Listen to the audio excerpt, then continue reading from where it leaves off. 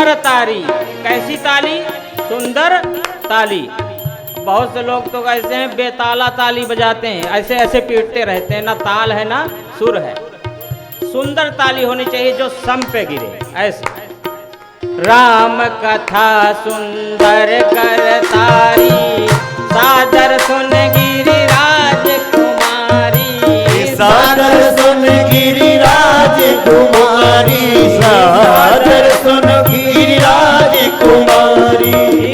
तेरा सब संशय भागेगा, तेरा सब संशय भागेगा, मेरा सब संशय भागेगा, मेरा सब संशय भागेगा।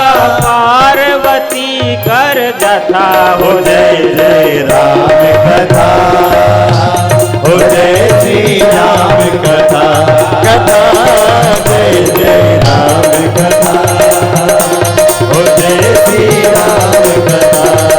जिसे श्रवण कर मिट जाती है, मिट जाती है जन्म जन्म की कथा। जय जय राम कथा, हो जय श्री राम कथा, कथा जय जय राम कथा, हो जय श्री राम कथा।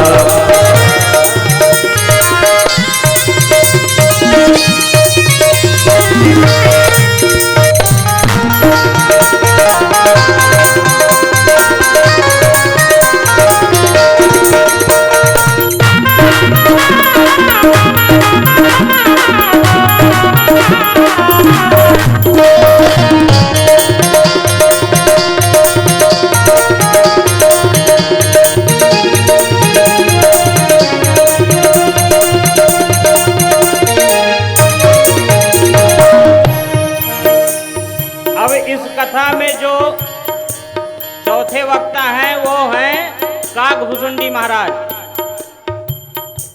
शंकर जी कहते हैं पार्वती मैं तुमको वो कथा सुनाऊंगा जो काकभुसुंडी जी ने नीलगिरी पर्वत पर गरुड़ जी को सुनाई थी। अब वक्ता कौन हुए? काकभुसुंडी जी महाराज और श्रोता हैं गरुड़ जी महाराज। लेकिन यहाँ एक बात थोड़ी सी उल्टी हो गई। अभी वक्ता महाराज आकर के अपने आसन पर ही बैठे थे, अपना गला साफ कर रहे थे कि इतने में श्रोता ही कथा की महिमा सुनाने लगे खड़े होकर। गरुड़ जी कहते हैं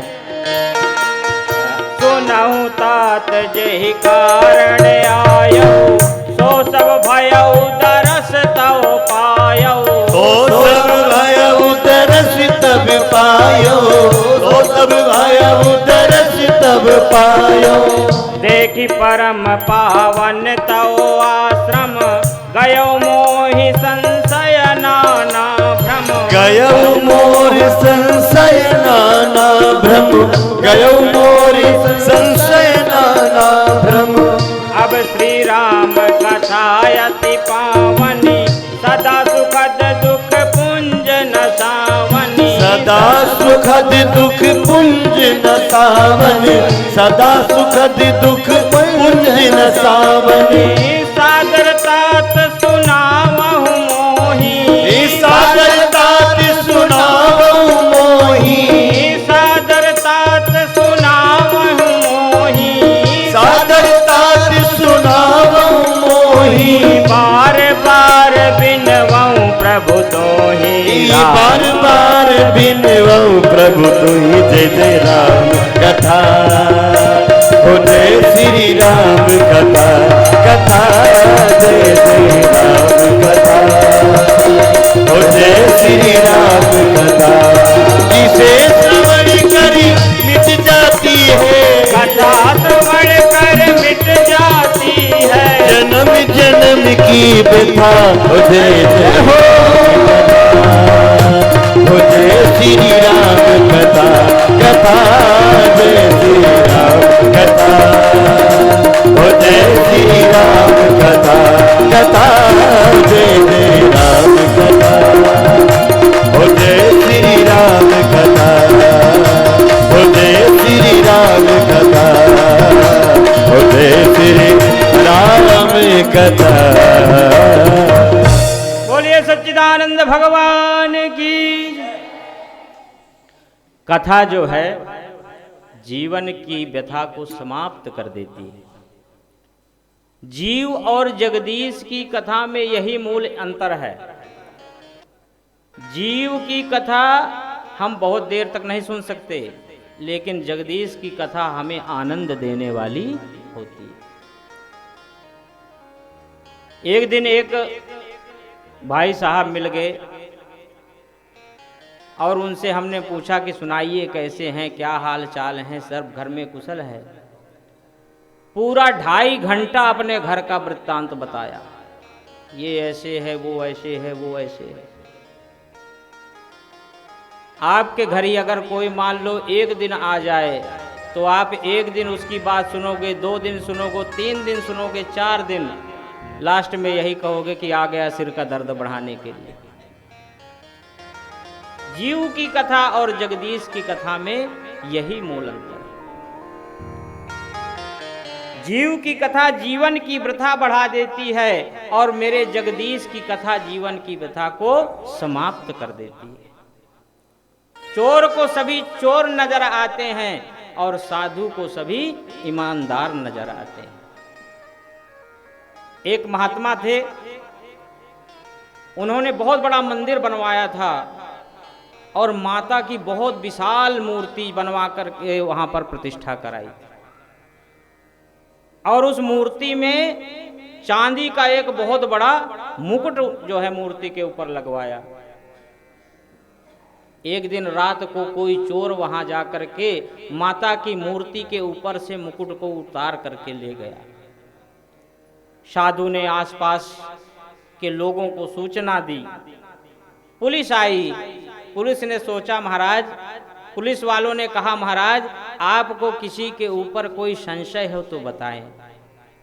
साधु ने कहा कि अगर साधु को संशय हो तो वो साधु कैसा? महात्मा जी ने कहा मुझे किसी पर कोई संशय नहीं है।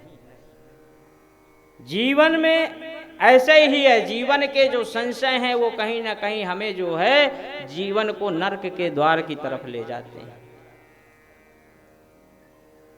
परमात्मा की जो कृपा है उससे बढ़कर संसार में कोई दूसरा तत्व नहीं है। अच्छा, जिस प्रकार जंगल में आग लग जाए तो पानी की जरूरत पड़ती है, नदी की जरूरत पड़ती है, उसी प्रकार हम भी विषय की अग्नि में दिन रात जल रहे हैं महाराज। अब हमारा मन करे कि सुबह गरम गरम जो है समोसे और जो है चाय का नाश्ता हो जाए, दोपहर को जो है मटर पनीर का भोजन मिल जाए। ये क्या है? ये विषय की अग्नि है। आंखें कहें सुंदर सुंदर दिखाई दे, हाथ कहें मुलायम मुलायम स्पर्श करने को मिले, ये अग्नि है। किसी की निंदा चुगली सुनना कान का विषय है, अग्नि है, सावधान हो जाओ। जो जिस प्रकार जंगल में आग लग जाने पर सारे जानवर जो है सरोवर में, नदी में जाकर के खड़े हो जाते हैं और अपनी जान बचाते हैं, अपने प्राण की रक्षा करते हैं, उसी प्रकार यह जो है रामचरितमानस एक सरोवर है। इस पर जो भी यहाँ आएगा, जो भी इस कथा को सुनेगा, वो भवसागर से पार हो जाएगा। होई सुखी जो यही सर परई, जो इस सरोवर में आएगा वही संसार में सुखी रहेगा। गोस्वामी जी महाराज ने इस ग्रंथ में 7 कांड लिखे। बाल कांड, अयोध्या कांड, अरण्य कांड, किष्किंधा कांड, लंका कांड और उत्तर कांड, सुंदर कांड। 7 कांड जो है गोस्वामी जी ने लिखे और 7 श्लोकों में ही प्रथम गोस्वामी जी ने जो है पंचांग देवताओं का पूजन किया। पहला श्लोक, वर्णानामर्थ संघानाम रसानाम छंदसामपि मंगलानां च कर्तारो वंदे वाणी विनायको। पहले श्लोक में गोस्वामी जी ने माता सरस्वती और भगवान गणपति की एक साथ वंदना की। क्यों? भगवान गणेश जो है बुद्धि प्रदान करने वाले देवता हैं और माता सरस्वती बोलने की कला प्रदान करते हैं। अच्छा बताओ, बुद्धि हो और बोलना ना पाए, बोल ना पाए तो क्या फायदा उस बुद्धि का? और बहुत बोलने वाला बड़ा बोला हो और दिमाग ना हो तो भी उसका फायदा नहीं। तो दोनों की एक साथ वंदना करिए कि हे प्रभु, हे गणपति जी महाराज, मुझे बुद्धि भी प्रदान करो और माँ सरस्वती मैं आपकी वंदना करता हूँ, मुझे मेरी वाणी में कौशल प्रदान करो। दूसरे श्लोक में गोस्वामी जी कहते हैं, भवानी शंकरो वंदे श्रद्धा विश्वास रूपिणो यभ्यां विना न पश्यन्ति स्वान्ता अस्थमीश्वरम। भगवान शंकर और माता पार्वती श्रद्धा और विश्वास का स्वरूप हैं। हमें भगवान पर विश्वास करना चाहिए। हम लाख पूजा पाठ करें और भगवान पर श्रद्धा ना हो, विश्वास ना हो तो हमारी पूजा पाठ फलीभूत नहीं होती। सबसे पहले तो हमें भगवान पर विश्वास करना चाहिए। अच्छा, मंदिर जाते हो, वहाँ पर जैसे मूर्ति हैं, इसमें हम भगवान को देखते हैं, हम भगवान की चित्र को समझते हैं कि ये परमात्मा का वास है, तभी तो हमारे अंदर की जो है, हमारे अंदर का जो हृदय है वो उसको नमन करता है, प्रणाम करता है। हम साष्टांग भी प्रणाम करते हैं भगवान को। अब कोई चोर अगर चोरी करने जाए तो उसे क्या मूर्ति में भगवान दिखाई देता है? नहीं दिखाई देता। तो कहते हैं कि पहले हमें अपने अंदर श्रद्धा जगानी चाहिए, विश्वास उत्पन्न करना चाहिए। विश्वास होगा, श्रद्धा होगा तो हर जगह भगवान का वास मिलेगा। और ये विश्वास हो कि भगवान हमारे साथ है, हम कहीं भी हों, हमें ये विश्वास रहना चाहिए। अरे हमारे साथ श्री रघुनाथ तो किस बात की चिंता, हमारे साथ श्री रघुनाथ तो किस बात की चिंता, हमारे साथ श्री रघुनाथ तो किस बात की चिंता, हमारे साथ श्री रघुनाथ तो किस बात की चिंता। शरण में रख दिया जब मात तो किस बात की चिंता, शरण पर रख दिया जब मात तो किस बात की चिंता, शरण में रख दिया जब मात तो किस बात की चिंता, शरण पर रख दिया जब मात तो किस बात की चिंता। किया करते हो तुम दिन रात क्यों बिन बात की चिंता, किया करते हो तुम दिन रात क्यों किस बात की चिंता, किया करते हो तुम दिन रात क्यों बिन बात की चिंता, किया करते हो तुम दिन रात क्यों किस बात की चिंता। क्यों तेरे स्वामी तेरे भगवन तेरे मालिक को रहती है तेरे दिन रात की चिंता, तेरे मालिक को रहती है तेरे दिन रात की चिंता।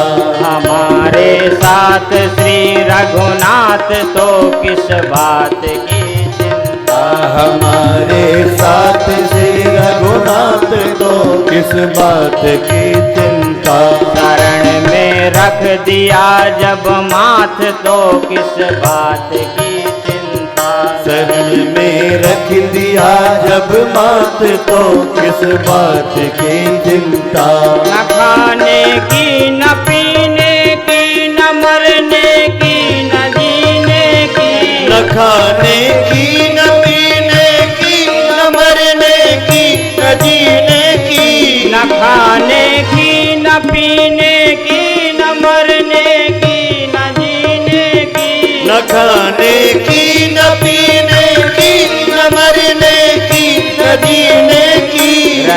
हर श्वास रहे, हर श्वास रहे, हर श्वास में भगवान के प्रिय नाम की चिंता रहे, हर श्वास में भगवान की प्रिय नाम की चिंता। हमारे साथ श्री रघुनाथ को किस बात की चिंता, हमारे साथ श्री रघुनाथ को किस बात की चिंता। शरण में रख दिया जब मात तो किस बात की चिंता, शरण में रख दिया जब मात तो किस बात की चिंता।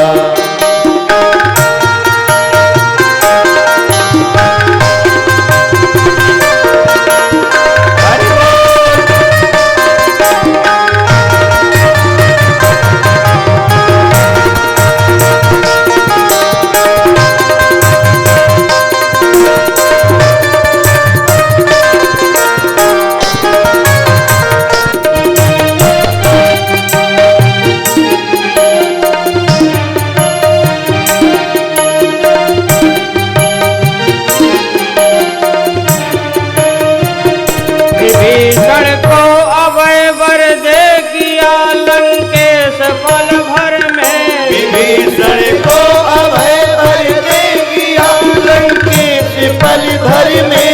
विभीषण को अभय वर दे किया लंकेश पल भर में, विभीषण को अभय वर दे किया लंकेश पल भर में।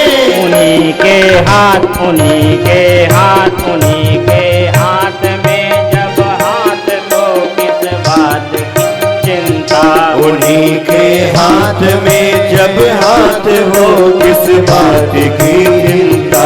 हमारे साथ श्री रघुनाथ तो किस बात की चिंता, हमारे साथ श्री रघुनाथ तो किस बात की चिंता। शरण में रख दिया जब मात तो किस बात की चिंता, शरण में रख दिया जब मात तो किस बात की चिंता। हमारे साथ श्री रघुनाथ तो किस बात की चिंता, हमारे साथ श्री रघुनाथ तो किस बात की चिंता। हमारे साथ श्री रघुनाथ तो किस बात की चिंता। हमारे साथ श्री रघुनाथ तो किस बात की चिंता। देखिए, जब हम चिंता करते हैं तो भगवान चिंतन करने लग जाते हैं, और जब हम भगवान का चिंतन करते हैं तो भगवान हमारी चिंता करते हैं। एक बार नारद जी गए तो नारद जी को भ्रम हुआ कि संसार में मेरे से बड़ा कोई भगत भगवान का नहीं है। नारद जी गए तो भगवान से ये प्रश्न किया कि भगवान, संसार में आपके कितने भगत हैं? भगवान नारायण ने कहा, नारद जी, संसार में मेरे दो तरह के भगत हैं। बोले वो कैसे? बोले एक कच्चा भगत है, एक पक्का भगत है। नारद जी ने कहा, ऐसा तो मैंने पहली बार सुना कि भगत भी दो तरह के होते हैं, कच्चा और पक्का। भगवान ने कहा, नहीं, आपको अगर समझ आ रही तो जा कर के पता कर लो। फला गांव में दो आदमी हैं, एक मेरा फला नाम का पक्का भगत है और एक फला नाम का कच्चा भगत है। अब नारद जी उस गांव में पहुंचे। नारद जी ने सोचा कि पहले पक्के भगत के पास चलना चाहिए, उसके बाद कच्चे भगत के पास जाएंगे। पक्के वाले भगत के पास नारद जी गए, देखा आलीशान मकान बना हुआ, बिल्डिंग बनी हुई। नारद जी ने आवाज लगाई, नारायण नारायण नारायण। कोई नहीं आया। फिर आवाज लगाई, नारायण नारायण नारायण। किसी ने नहीं सुना। नारद जी ने सोचा कि आवाज तो सुन नहीं रहा, चलो बाहर चबूतरे पे बैठ जाता हूं, बाहर तो निकलेगा। नारद जी चबूतरे पे बैठ गए।